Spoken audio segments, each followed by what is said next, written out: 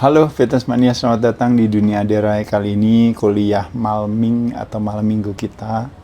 Judulnya adalah Kena Mental atau Mental Illness. Ini sebenarnya hanya sebuah terminologi ya kalau Desi tahu ya. Dalam arti maksudnya kadang-kadang unik ya. Kalau zaman dulu ketika kita misalnya tidak memperhatikan pelajaran sehingga akhirnya nilai matematika kita jelek dan kita akhirnya nggak paham dengan pelajaran tersebut, kita sering dimarahin kan sama orang tua, aduh matematika ini. Tapi kalau seandainya misalnya ini cuma bercandaan ya teman-teman, tapi membayangkan kalau seandainya ketidakmampuan kita dalam menjawab pertanyaan matematika diberikan terminologi, judulnya adalah Matematika Disorder Syndrome gitu, maka pada saat itu nggak ada kebutuhan kita untuk mau belajar karena kita beranggapan bahwa itu adalah kutukan yang kita alami gitu. Nah, yang mau saya sampaikan di sini sebenarnya juga sama teman-teman sekalian, hati-hati dengan berbagai terminologi yang hadir pada hari ini. Lalu kita mengidentifikasikan terminologi ini seolah-olah bahwa itu adalah memang pembawaan kita gitu. Pembawaan kita itu bisa disebabkan karena sekali lagi teman-teman sekalian, memang bisa faktor genetik bisa ya.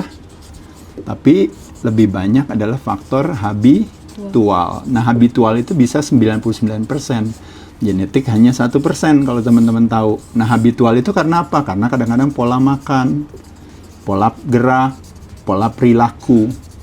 Makanya kenapa di sini ada istilahnya yang disebut dengan namanya chemical, ada yang disebut dengan yang namanya struktural, mechanical, dan ada yang disebut dengan namanya emosional. Mungkin orang kenal yang namanya stres itu sifatnya rata-rata emosional doang ya. Tapi stres juga bisa disebabkan nggak karena kurang gerak. Ya, itu yang disebut namanya mechanical stress atau structural stress. Bisa nggak stres disebabkan karena apa yang kita masukkan ke dalam mulut kita? Karena terlalu banyak toxicity teman-teman masuk ke dalam. Makanya kenapa akhirnya ada tendensi tubuh kita untuk berperilaku tertentu. Yang saya sering katakan ya, misalnya contohnya yang paling gampang aja, konsumsinya alkohol yang berlebihan. Ketika terjadi kita mabuk, maka pada saat itu terjadi namanya under influence alkohol. Nah, pada saat itulah sebenarnya terjadi yang namanya terjadinya stres secara chemical. Nah, tapi itu bukan sifat kita teman-teman sekalian. Makanya kenapa ketika kita bilang mental saya lemah gitu ya, itu mesti hati-hati dulu gitu. Apakah itu benar memang karena saya diciptakan atau dilahirkan sebagai orang yang memiliki mental lemah atau apa? Nah, yuk kita bahas sebuah investigasi yang kita jadikan sebagai satu reminder buat kita sehari-hari. Teman-teman ingat ya, kadang-kadang kebanyakan dari kita itu ada kecenderungan ingin selalu benar. Betul gak, Des? Betul. Jadi kita tanpa kita sadari maupun kita sadari gitu, kita selalu ingin benar gitu. Dalam segala hal kita ngelihat sesuatu apa, oh salah tuh, yang benar gini, harusnya gitu, salah gitu ya. Apapun juga pasti kita benarkan, betul ya. Nah, itu yang disebut dengan namanya keinginan kita yang trying so hard to be right all the time gitu. Nah, keinginan kita untuk mendapatkan kebenaran itu, makanya kenapa membutuhkan persyaratan. Persyaratannya apa? Yaitu persyaratannya kita harus mudah terbutuh sebuah ketersinggungan. Kenapa? Karena di dalam sebuah ketersinggungan gitu ya. Nah, pada saat itu kita akan bisa melihat mana yang benar dan mana yang salah. Betul gak, Des? Jadi kalau misalnya, oh nggak benar tuh itu, harusnya begini, harusnya begitu ya. Jadi ada satu keunikan yang saya sering cerita sama teman-teman, kadang-kadang kalau kita pagi bangun, kalau orang tanya, apa nih kira-kira afirmasinya atau mantranya biasanya. Nah, kebanyakan anak sekarang itu mantranya adalah pas dia bangun dia bilang gini, apa yang bisa membuat saya tersinggung hari ini? Makanya mari kita lihat, buka si sosial media, kita lihat apa. Begitu kita ngelihat orang melakukan sesuatu yang tidak sesuai dengan apa yang kita yakini atau apa yang kita mau, nah pada saat itulah kita akan langsung membombardir dengan menyalahkan ya, apakah dengan memberikan komen, apakah dan sebagainya. Nanti kita dimaknai sebagai haternya bagi mereka, dan kebalikannya juga mereka terhadap kita akan menganggap dia sebagai haternya kita gitu ya. Nah, teman-teman kita lihat di sini sekali lagi, hati-hati dengan perilaku keinginan trying so hard to be right dengan mengadopsi ketersinggungan sebagai lifestyle kita. Kenapa? Karena itu sesungguhnya adalah sebuah ilusi yang kita ciptakan, di mana seolah-olah ketika orang lain kita benar, orang lain kan salah. Nah, ketika salah kan orang lain kan turun ke bawah dia. Bener gak? Salah dia nggak bener. Jadi ketika orang lain kita rendahkan karena perilaku orang lain, wah itu meskipun dia lebih ini, lebih itu, tapi ternyata dia tuh nggak oke karena ini. Nah, pada saat itulah nilai orang tersebut menjadi lebih rendah. Nah, ketika nilai orang tersebut menjadi lebih rendah, kita mendapatkan ilusi seolah-olah kita itu nilainya jadi lebih tinggi. Bener gak? Makanya kenapa kita paling seneng nonton infotainment, kan ya Des, yang saya sering cerita ya. Yaitu adalah karena apa? Karena kita selalu akan menyaksikan segala hal yang akhirnya tanpa disadari maupun tidak, tanpa disadari maupun kita sadari, terjadi yang namanya penurunan kualitas orang yang kita saksikan tersebut kan. Nah, pada saat itulah terjadi ilusi seolah-olah adalah I feel better gitu. Nah, ini yang makanya disebut dengan yang namanya Cicero, ingat kan zaman dulu ya. To make me feel better, I need to crush others. Itu adalah sebuah ilusi yang kita ciptakan yang akhirnya menjadi sebuah candu gaya baru gitu. Kalau ada orang kecanduannya akan alkohol, ada orang kecanduannya mungkin obat-obatan gitu ya. Ada orang kecanduannya akan gula, makanan gitu ya. Ada orang kecanduannya akan mungkin rokok atau apa. Nah, kita candunya akan apa? Akan yang namanya penghakiman gitu ya. Yang kita fokus kepada, nah ini yang tadi, kita selalu focusing on what's wrong in the world. Karena pada saat itulah ketika kita menemukan yang salah, maka kita menjadi lebih benar. Dan ketika benar, maka terjadi kenaikan pangkat kita. Nah, teman-teman balik lagi di sini, ingat sekali lagi hati-hati dengan mentalitas konflik. Kenapa? Karena mentalitas konflik hanya akan mendekatkan kita pada perlawanan hati. Nah, definisi perlawanan hati mengarahkan kita pada sehat atau pada sakit, Des? Sakit. Sehat adalah bersahabat dengan teman hati. Tapi kita bersahabat dengan perlawanan hati. Makanya kenapa akhirnya imunitas kita menurun tanpa kita sadari, ya. Nah, terlepas daripada selalu kita bilang, tapi saya benar loh, saya benar. Makanya kenapa ada istilah orang bilang, if you have to choose to be right or to be kind, always choose kind all the time. Kenapa? Karena to be right itu lebih kepada yang namanya signifikansi. Lihat nih, saya benar. Tapi kalau choose to be kind, lebih kepada kontribusi terhadap siapa? Terhadap diri kita sendiri. Orang lain bisa gak bilang kita salah, Des? Bisa. Tapi ternyata kita malah yang berbuat yang baik ya. Jadi baik selalu baik. Benar bisa menjadi kesalahan di masa depan, dan kebalikannya, kesalahan hari ini bisa menjadi kebaikan atau kebenaran di masa depan, ya. Teman-teman sekalian, ada seni yang disebut yang namanya seni memberi, ada yang disebut yang namanya seni menerima. Dia saling satu sama lain terkait. Kenapa? Karena kalau seandainya nilai pemberian kita hanya akan berarti pada saat ada orang yang menerima. Makanya hati-hati teman-teman, banyak dari kita yang kadang-kadang kebalikannya, ya. Jadi senangnya memberi gitu ya, tapi ketika mau dikasih sama orang kita nggak pandai untuk menerima. Sering nggak ada orang kayak gitu, Des? Jadi nggak mau terima, nggak mau, maunya memberi terus gitu ya. Hati-hati dengan situasi itu. Dan kebalikannya juga ada orang yang senangnya menerima terus. Nah, biasanya yang senang misalnya kayak pinjem uang, minta uang ini apa ya, tapi nggak suka memberi, senangnya minta terus gitu, juga sama gitu ya. Tapi keseimbangan antara memberi dan menerima menurut saya adalah sebuah ilmu yang sangat baik ya, kalau kita berbicara yang namanya kesehatan. Nah, jadi ada sebuah penelitian, Des. Kalau seandainya kita rajin memberi sebagai seorang pemberi, pemberiannya berupa apa, Des? Bisa berupa uang, bisa berupa barang, tapi yang pemberian yang kita selalu nggak pernah habis, yang saya sudah sering sebut dengan teman-teman, yaitu adalah pemberian secara yang namanya satu atensi, yaitu adalah perhatian. Yang kedua adalah apresiasi, yaitu adalah penghargaan kita kepada orang lain, dan yang ketiga adalah kasih sayang. Nah, jadi ini adalah pemberian yang kita bisa berikan kepada orang lain yang tidak akan pernah habis dari kita. Betul gak, Des? Betul. Ya, jadi makanya kalau ibaratnya kayak matahari nggak pernah habis menyirami, sapi nggak pernah habis memberikan susu, sungai nggak pernah habis mengalir, pohon nggak pernah habis berbuah, manusia nggak pernah habis memberi ya. Nah, jadi teman-teman sekali lagi, ini yang disebut dengan namanya, kalau kita memberikan kebaikan kepada orang lain, maka imunitas kita naik apa turun, Des? Naik, betul. Nah, orang yang diberikan kebaikan kepada kita, imunitasnya naik apa turun, Des?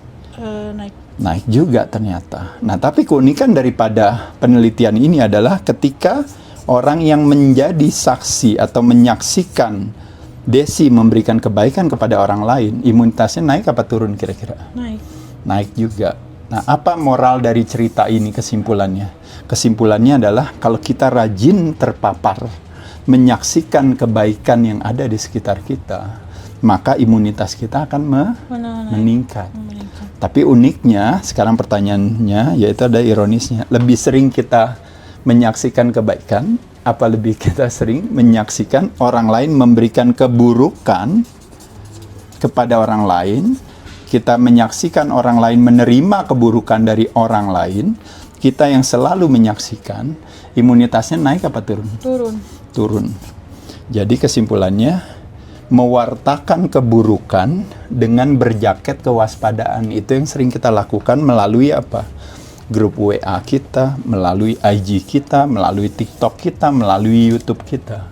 Hati-hati loh di sana loh, ada orang yang dibacok ini apa. Lo tahu gak orang ini baru melarikan duit ini? Lo tahu gak dulu si ini dia ini dibohongin? Lo tahu gak si ini gini ternyata dia itu ternyata orangnya begini begitu dan sebagainya.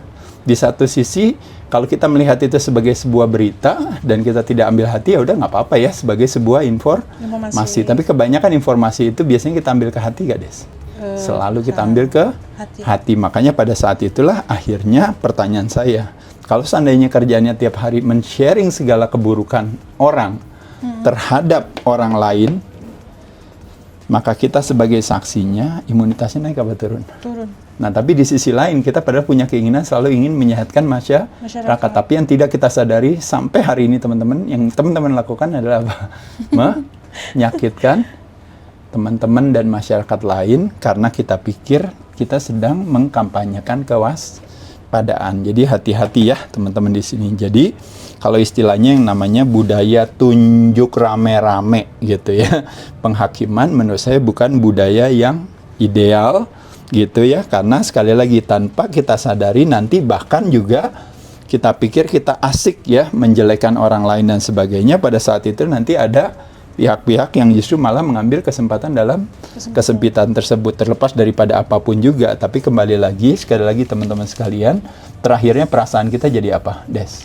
Jadi lebih sakit, jadi lebih sedih, jadi lebih depres, mental illness gitu ya, terjadi yang namanya samsara atau yang dikenal dengan namanya kitanya menciptakan kesengsaraan setiap hari. Jadi teman-teman sekali lagi, kalau kita paham tentang kesehatan, yuk yang namanya mentalitas konflik, kalau boleh kita tidak sering mengadopsinya. Kalau seandainya ada sesuatu yang konflik atau versus, paling gampang kalau kita tahu kita apain Des?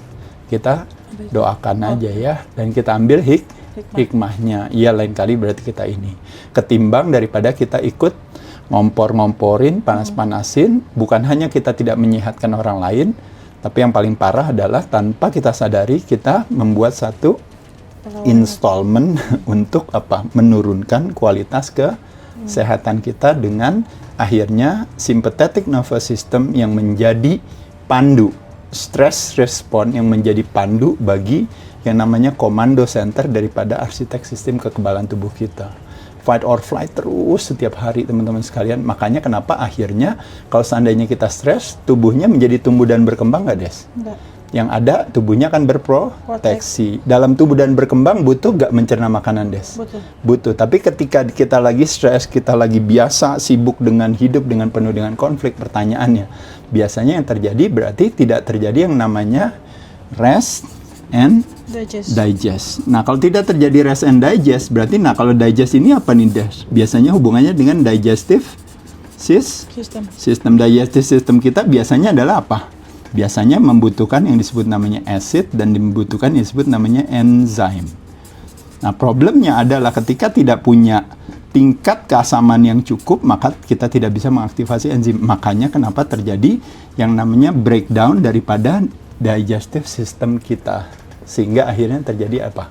Asam lambung naik gitu ya. Nanti yang disalahin adalah si GERD-nya, seolah-olah ini adalah dikatakan sebagai apa? Sebagai genetik.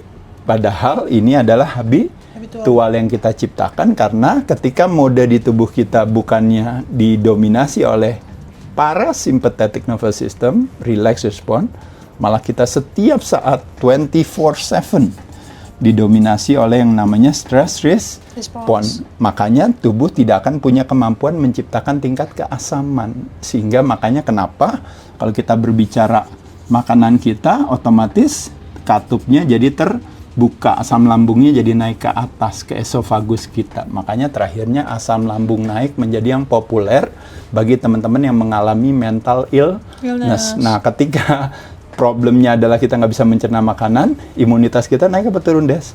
Turun. Nah, ketika imunitasnya turun, akhirnya berbagai penyakit seolah-olah hadir. Penyakit, tapi bahasa Inggrisnya apa, Des? Disebut dengan namanya disease. Artinya apa? Dis itu artinya tidak, is artinya seimbang. Makanya kenapa terjadi ketidakseimbangan. Makanya tubuh akan berupaya untuk menciptakan keseimbangan baru yang disebut dengan namanya homeostatis. Nah, teman-teman sekalian, waktu menciptakan keseimbangan baru itu, makanya kenapa terjadilah imbalances secara hormonal. Makanya kenapa akhirnya muncullah berbagai terminologi lain ya. Ada autoimmune disease akhirnya, jadi selnya juga makan selnya sendiri gitu ya.